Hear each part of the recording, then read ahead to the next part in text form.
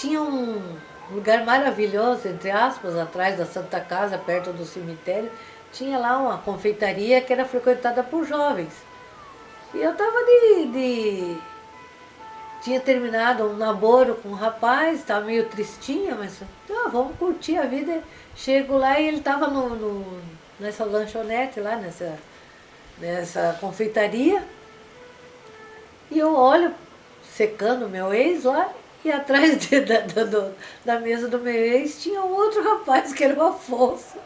E ele achava que eu estava olhando para ele, né? Então tudo bem, numa boa, sorri. Aí eu lembro que eu fui no banheiro, ele passou por mim e disse assim, oi, não sei o quê. E tinha um colega dele, que foi meu aluno, disse, tem um cara interessado em você. Eu falei, deixa quieto aí. E não sei como é que foi, por proximidade desse colega, começamos a namorar rapidamente, 4 meses de namoro, noivamos e casamos. Então a coisa foi meio rapidinha.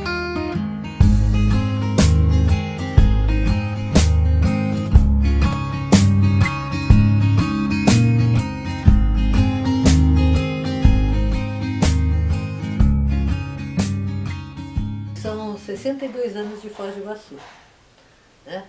E eu não vim diretamente do Rio Grande para cá. Eu vim de Toledo para Foz do Iguaçu. Nós viemos do Rio Grande do Sul, onde nós tínhamos uma vida muito boa, com casa, com telefone, água encanada, e luz elétrica, etc. Então viemos para Toledo morar na 11ª casa de Toledo. Calcule o estrago. E aí um dia meu pai chega lá e diz assim, nós vamos para Foz do Iguaçu. Minha mãe disse, quando? Hoje. Então era fogão a lenha, tirou o fogão a lenha com a chapa quente em cima do caminhão. Foi cachorro, foi galinha, foi tudo e viemos parar em Foz do Iguaçu. Eu sei que foi uma epopeia, essa viagem ainda doente as crianças, né? E eu lembro que eu tinha cabelo comprido, que era um horror, as tal das tranças, me abaixava e ai mãe, não puxa meu cabelo, eu odiava aquelas fitas enormes, porque não dava para fazer muita arte, que aquilo lá caía, né? Então, bom era mesmo um cabelo que desse para voar, mas moça tinha que ter o cabelo comprido e coisa nada. Brincava muito de Tarzan nas árvores e tudo. Eu sou responsável pelo meu irmão ter quebrado o braço, né? Porque eu dizia para ele que eu era o Tarzan e o que o Tarzan fizesse a Chita tinha que fazer, né? E ele era a Chita, né? Eu ia de um galho pro outro galho, vamos Chita, vamos! E a piazada da vizinhança junto, né? E numa dessa a Chita errou o galho, caiu e quebrou o braço, né? Aí desce Tarzan da árvore. Eu não, deixa meu pai chegar em casa, me dá guarita, porque senão não dava, né?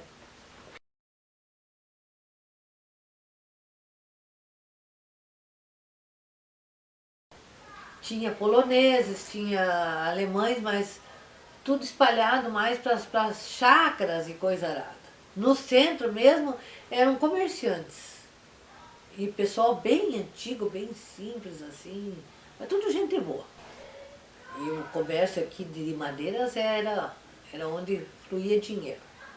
E o comércio em si, aqui no centro da cidade, era umas lojas simples, né? E muita coisa de alimento, de coisa nada, vinha da Argentina. De vez em quando aparecia um senhor, ele era... Eu desconfio que ele era meio fugitivo, alguma coisa assim, mas ele era capachão do Getúlio Vargas. E como meu pai era presidente do PTB, então quando o Getúlio Vargas queria descansar e fugir, ninguém sabia, ele vinha no Poço Preto.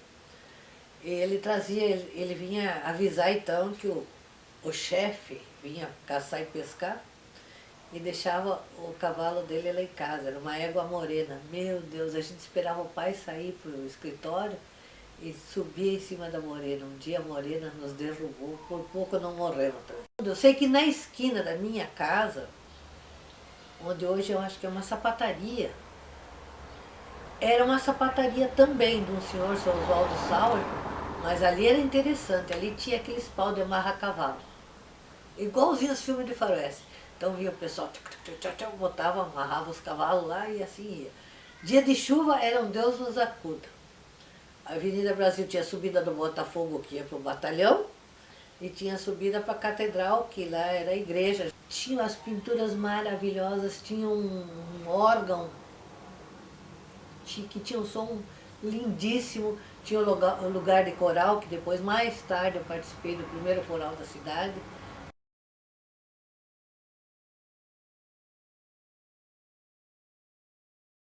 Aqui em Foz do Iguaçu tinha só o Mitre e o São José. Eu estudei no Mitre. Mas interessante, já na minha época, com 5 anos, tinha jardim de infância. Professoras ótimas, inclusive a minha professora de jardim de infância veio a ser minha colega depois do magistério.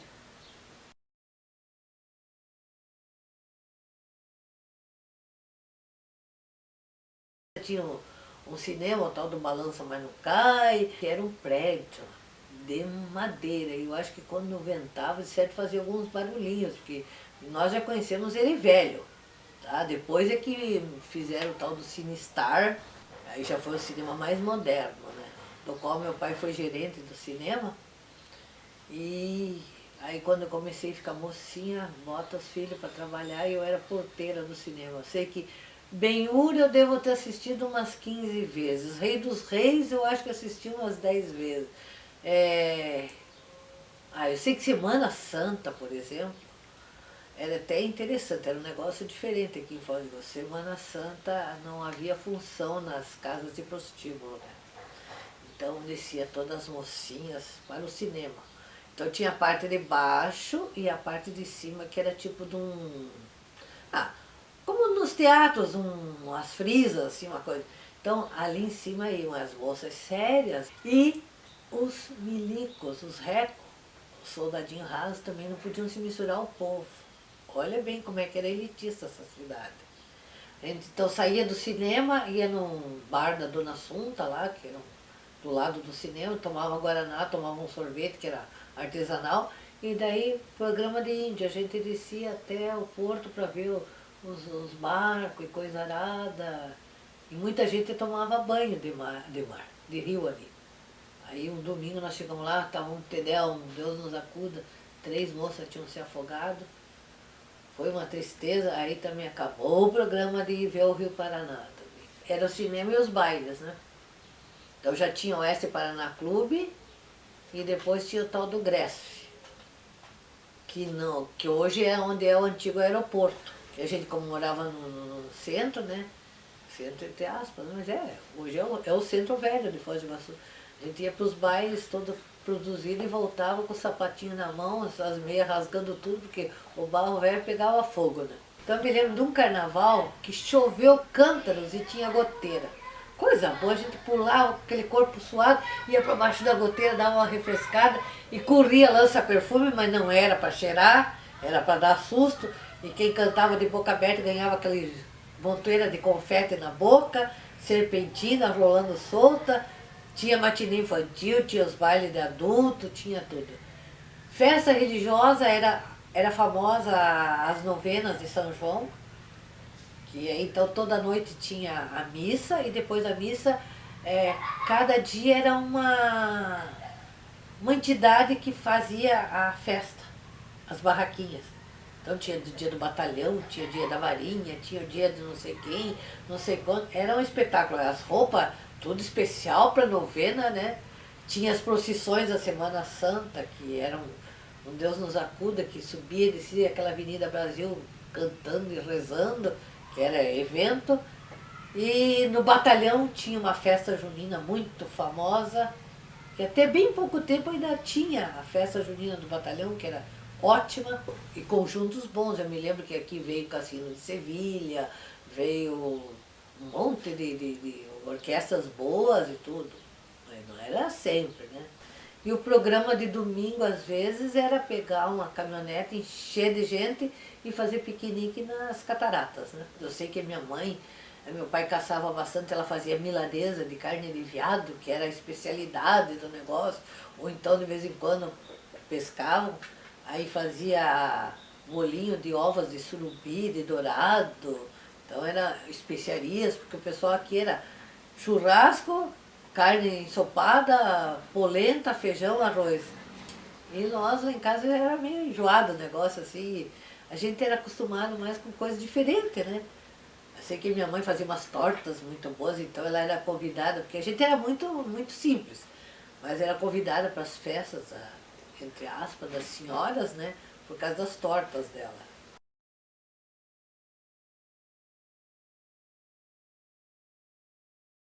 O comércio com o Paraguai era feito por franco e de barco ou balsa.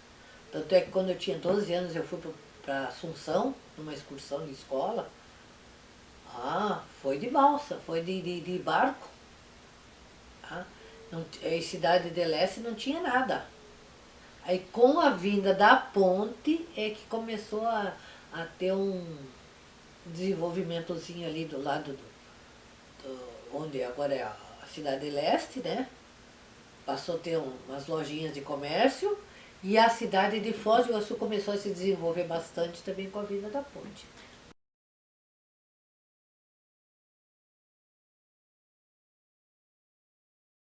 Olha, a ditadura militar no Brasil, em Foz do Iguaçu especificamente, foi muito bem sentida. Houve uma revolução, mas que revolução? Não vimos tiro, não vimos nada, não vimos, como é que eu vou dizer, trincheiras, nada disso. Desceu goela abaixo, assim. E todo mundo que veio, Costa Cavalcante, general, todo mundo chegou aqui na cúpula da ditadura militar. Não era o Costa Cavalcante tinha sido ministro do interior na época dos governos militares. O batalhão está muito presente na cidade. A prefeitura não tem eleição. E a cidade ficou 20 anos com o interventor. Nós não tínhamos eleições aqui. Nós engolíamos prefeitos. Assim, notícias, só vinham notícias que interessassem ao poder. Reclamações quase não se via, greves também não. E há um jornal na época aqui que vai, na fase da abertura, você mencionou, ele vai ser um jornal importante. Né? Ele vai divulgar tudo isso. O jornalista vai preso. O último jornalista, ou melhor, o último preso político da ditadura militar é de Foz do Iguaçu. É o jornalista Juvencio Mazzaroli. Né? Porque ele participava de um jornal, né? E esse jornal fazia oposição aos militares, claramente, no nosso tempo.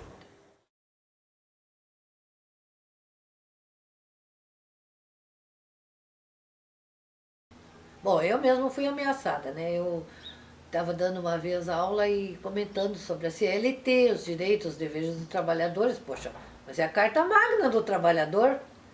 Aí eu fui recomendada, entre aspas, por um aluno que cuidado que eu não falasse, porque podia ser que houvesse alguma repreenda por parte de órgãos competentes com relação às minhas aulas. Falei, mas gente, não, a senhora está insuflando, colocando os trabalhadores contra os patrões. Falei, não, eu simplesmente estou orientando e mostrando o que é uma carta magna, que é a Constituição. Eu dava aula nessa época. Né? E na minha sala de aula tinha gente do SNI. Alguns eram alunos meus que eu conhecia. Né? E eles mesmos informaram, olha, não fala porque nós temos aí. Né? Eles eram da Marinha, do Exército, ou da Aeronáutica, mas da Marinha e Exército. Não fala porque nós estamos aqui para outra finalidade. Então, né? E havia alunos que provocavam. Né? Havia um aluno, que até hoje eu sei o nome dele, e numa aula de USPB, o senhor podia falar sobre a democracia brasileira? Ou não? À vontade. O Brasil é um país democrático, sim, segundo a Constituição, no seu parágrafo e tal. E ironia, né? Ironia, porque tinha um cara que ia seguir dentro dessa sala. Então, claro, você vai ser besta de falar alguma coisa e você chamado. As pessoas aqui eram chamadas no batalhão para prestar depoimento. Eu tive um colega meu, professor, que foi lá, né, porque eles acharam que o cara falou aquelas coisas, né? E, claro, né, isso criava um estado de medo, de ressentimento. As pessoas acabavam desconfiando umas das outras, como ocorreu no Brasil inteiro. Né? Porque a censura tem esse malefício desgraçado, né? Depois de um certo tempo, todo mundo desconfia de todo mundo. Né? E aí o clima ficou um clima de terrorismo puro, né? Eu dei aula também no curso de técnico em contabilidade, e tinha os alunos que eram eternos, assim, não, começava o ano, estavam lá eles, e terminava o ano, eles estavam lá, no ano seguinte eles estavam na mesma série, e eu disse, mas poxa, que história é essa? Eles não eram alunos, eles eram informantes. Poucos, mas e a gente, eles acham que a gente é sem memória, né? A gente sabe direitinho.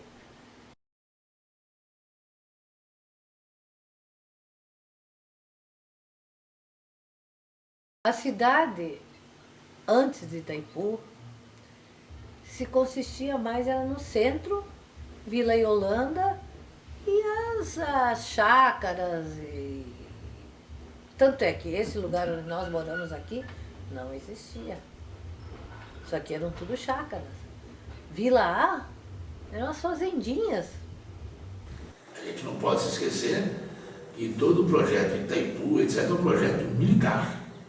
O medo maior na cidade é que não houvesse mais espaço para gente. Aquele medo, porque de um dia para o outro, tudo se tornou caro e difícil aqui. Tudo. Em compensação, de um dia para o outro também começou a aparecer lojas e comércio e escola, isso e aquele outro. Você ia ao supermercado, de manhã tinha leite, de tarde já não tinha mais, não dava tempo de repor. Então isso foi um baque muito grande para a cidade, inclusive escola.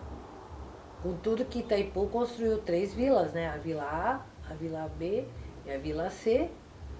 E ainda mais tinha o canteiro de obras, mas mesmo assim, hospital.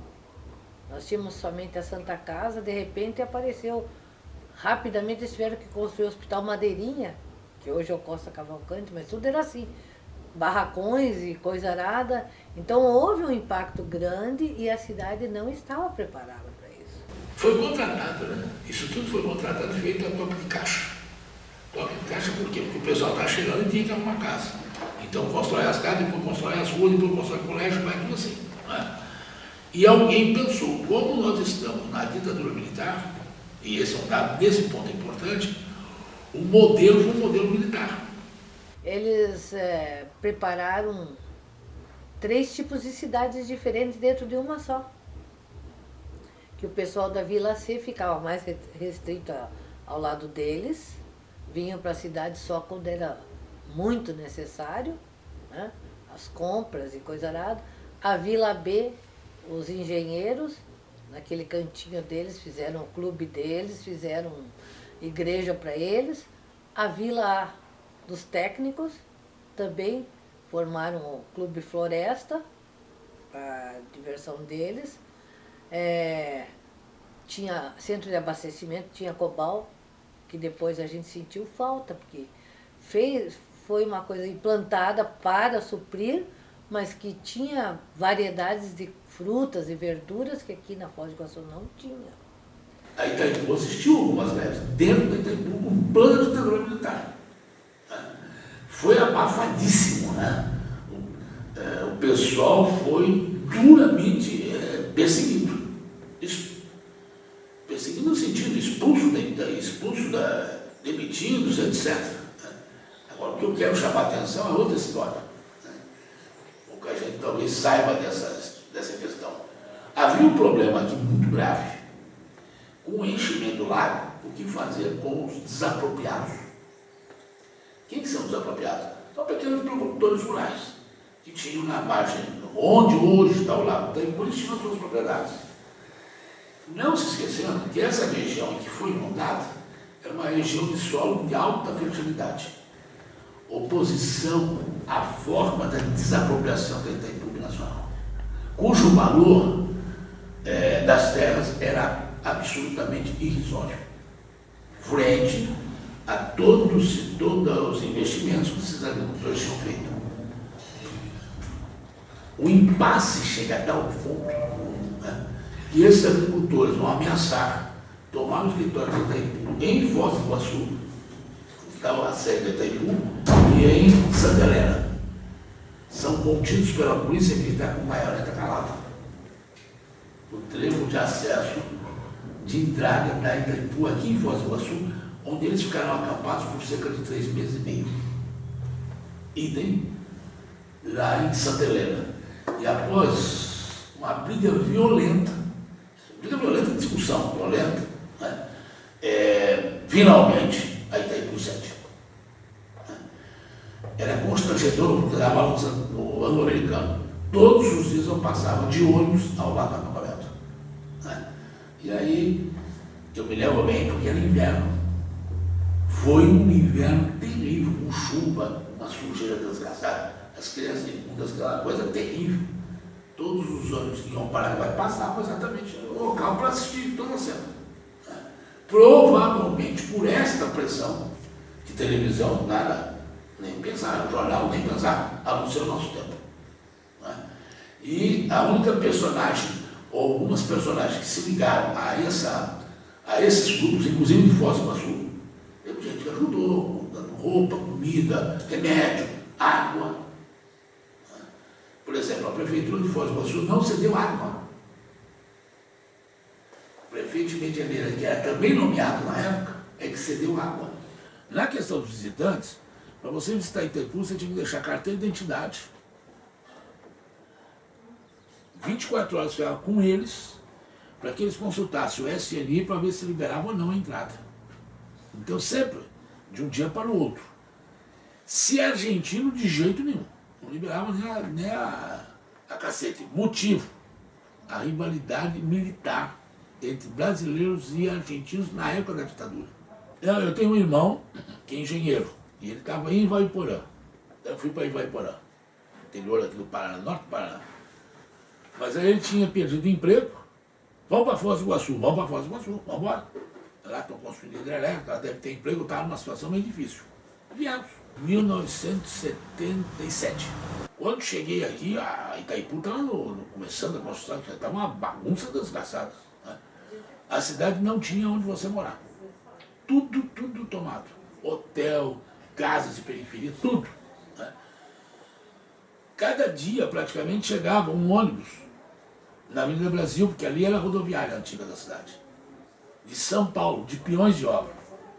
Saltavam do ônibus, já pegavam o ônibus, a condução da Itaipu, das construtoras, e iam direto para o canteiro de obras.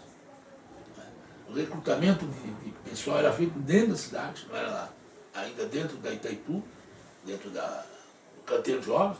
Isso aqui era um inferno. A construção da hidrelétrica de Itaipu trouxe gente do Brasil inteiro para cá. Né? Aqui não havia mão de obra, nem técnica, mão de obra técnica para poder fazer a construção da hidrelétrica. Consequência, veio gente do lado do país de fora. Né? Então, no colégio do anglo-americano que servia a obra, estava todo mundo do mundo inteiro lá dentro. Havia uma elite na cidade, intelectual, econômica, né? Que de repente se viu desprestigiada completamente, né? Pela elite de Itaipu. Quer dizer, entenda, né? Tecnicamente eles eram mais bem preparados. Né? Nós estamos na época da ditadura, né? Então o prefeito da cidade era um coronel do exército, nomeado pela Itaipu. Imagina que eles estão construindo a Avenida Paraná e a Avenida JK. Então aqui era um calor estupendo, né? Eu cheguei em outubro. Né?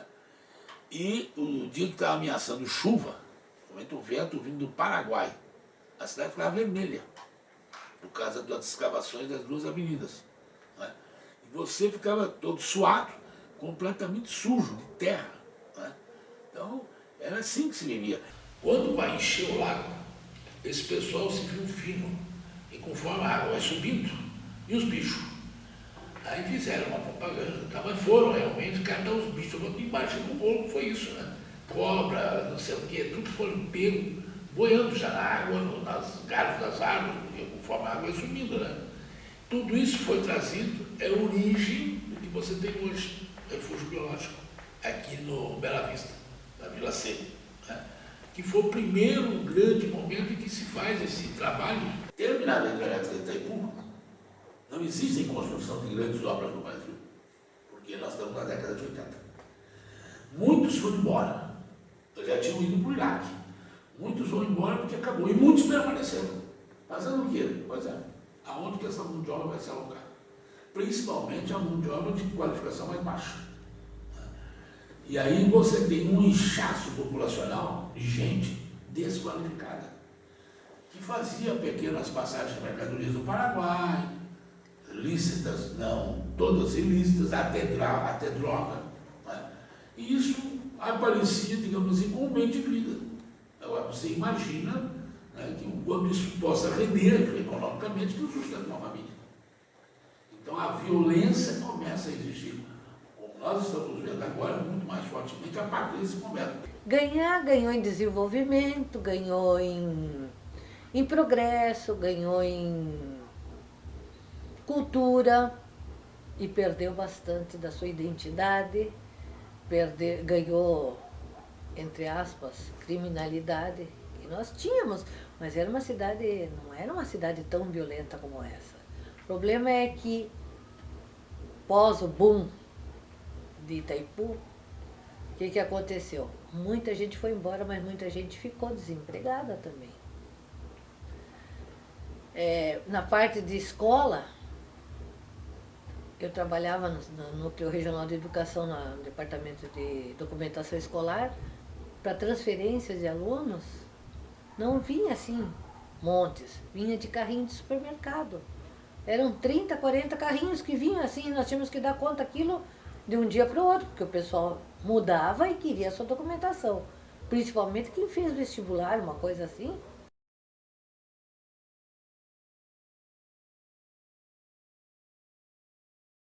Nesses meus 30 e tantos anos de Foz do Iguaçu, eu posso dizer a vocês o seguinte, que eu já sou de Foz do Iguaçu, porque a maior parte da minha vida eu vivi em Foz do Iguaçu já. A maior parte da minha vida eu tive a felicidade de viver com a Carmen. E a maior parte da minha vida eu tenho a felicidade de ter o Cacá como filho. Não é fácil, né?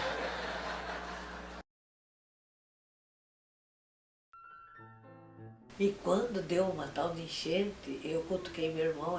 Lá em casa, o meu irmão era santo, o cão era eu mesmo, né? Minha mãe sempre dizia que ela preferia criar 30 meninos e nem mais uma menina, porque quem fazia arte maior, mas é que eu não era falsa, eu fazia arte e assumia.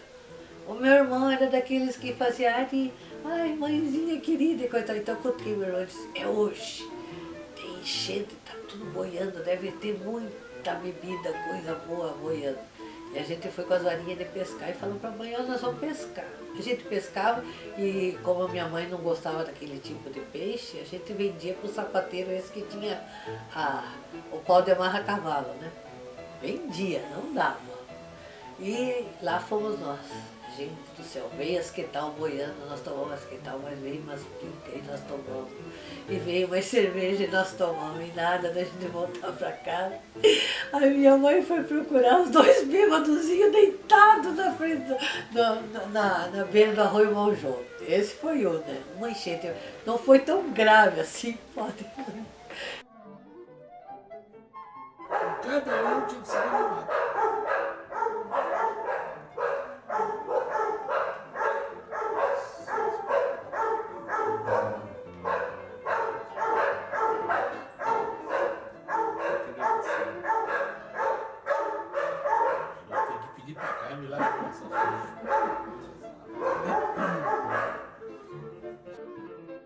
Porque isso aqui é uma Babilônia. É por isso que eu amo isso aqui.